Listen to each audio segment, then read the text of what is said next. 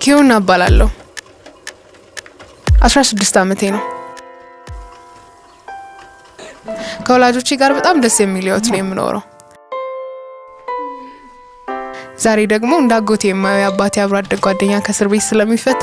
ደስታችን በጣም ጨምሯል አቤት ሲጋውን በጣም በደማቅ አቀባበል ነበር የተቀበልነው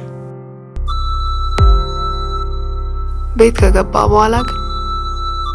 ያጋጠመን ነገር ሌላ ነው እንዴትና ለምን እንደሆነ በማላውቀው ሁኔታ ልጄ ተደጃለ አጎቴ የምለው ሰው አስገደደኝ የሴትነት ክብሬን ነጠቀኝ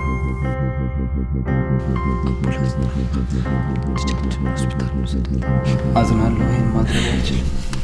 ቁጭ በል አምቡላንስ ጥራ የእናቴን ጩኸት ከሩቅ እየሰማሁት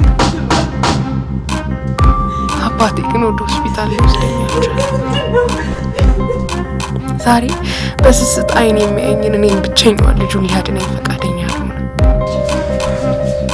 ግን ለምን ይሄን አልጨከንክብኝ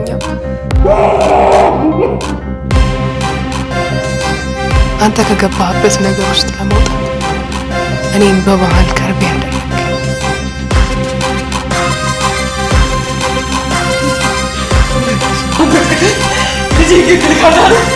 ልጄ